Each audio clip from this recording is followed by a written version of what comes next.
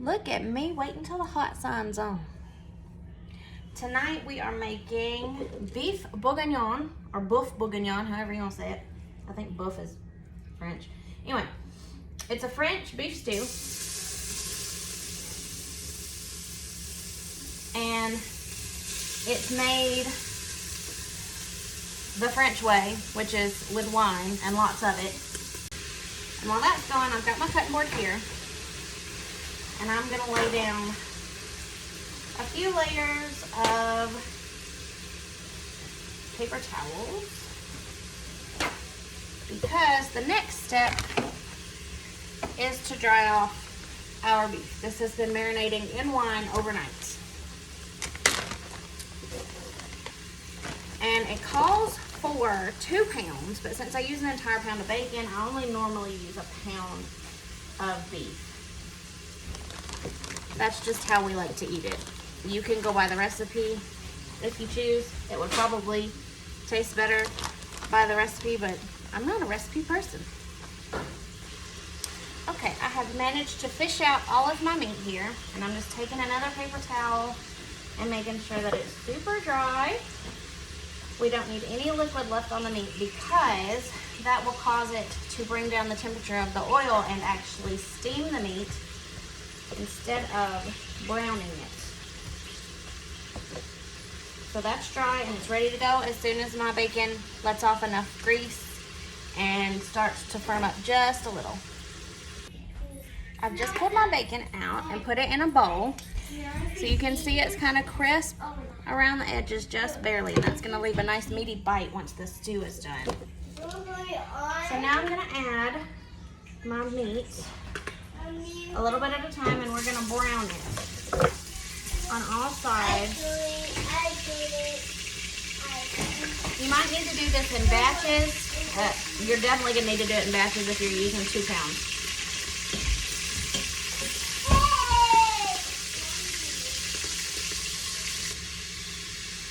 Okay, I've pulled my meat out right here, placed it in the same bowl as the bacon, and now it's time to add the onions. And this liquid in here is full of bacon grease and beef grease, and that's all gonna add a delicious flavor to my onions. I'm gonna get my onions nice and soft and translucent, and I'm gonna use them to scrape up all the flavor on the bottom of the pan. And while I'm doing that, I'm gonna peel some potatoes. Okay, my onions are nice and cooked down, so I'm gonna add in my garlic and cook it very, very quickly to keep it from burning.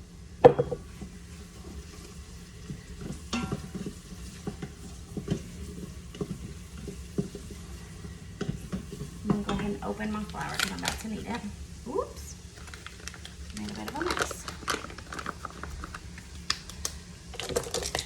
Okay, now this is literally the hardest part of the whole thing, okay? The zip, hardest part. Adding my beef and bacon back in.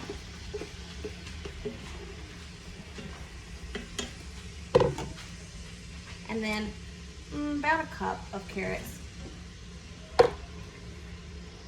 And I'm gonna mix it up really well. And I'm gonna add 3 tablespoons of flour. What this is gonna do is it's gonna coat everything and thicken the sauce once I saute it again without me having to make a roux or a slurry or anything like that. It's just gonna coat the food, coat the meat and vegetables,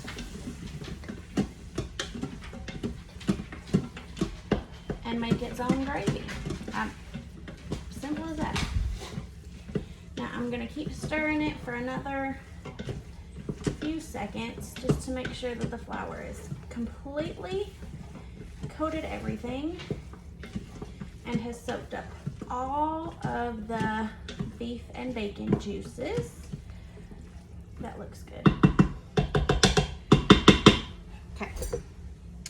So now that I've got that done, I'm gonna add in all of my liquids. So we're gonna add back in the wine that was marinated in it, or that it was marinated in.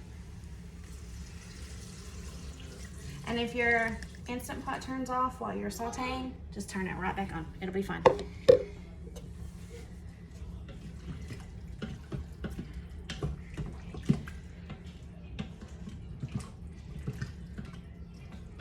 That is looking good already. And then it says you can add up to 1 cup of beef broth, but I'll go ahead and add the whole thing. It just adds that much more flavor to it, in my opinion. And keep in mind, I use better than bouillon. So this is a cup. So I'll put in a cup of water and a teaspoon of this and whisk it very well. So I'm gonna stir that. And now it says to add the bouquet Guarini, but I buy 2 weeks in advance on my groceries, so I don't buy fresh herbs. So here we go with dried thyme. And you're not gonna need as much because it is dried and that makes it more potent. And some parsley in my melted parsley container. I do add a bit more parsley because I do like the flavor of it. It also calls for bay leaf. I don't like bay leaf. Whatever. So I'm gonna stir that up really well. Oh, it already smells good. I'm gonna cancel. Seal. And pressure cook for 60 minutes.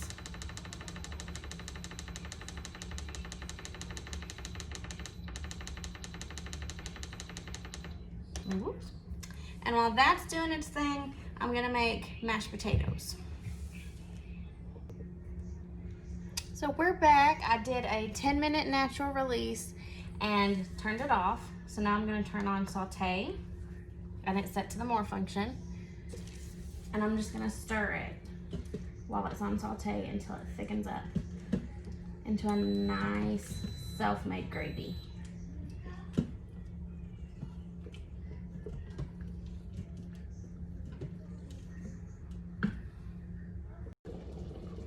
Okay guys, it's about done. You know the old trick where if you dip your spoon in it and then rub your finger across the back and it doesn't go together? That's when you know it's done. So I'm just gonna scoop me out.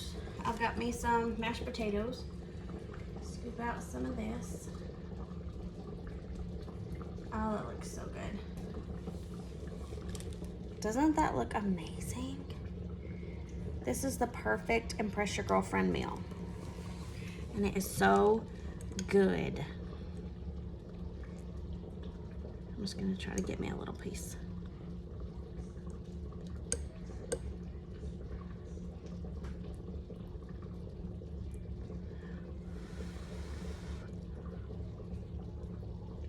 Oh my God.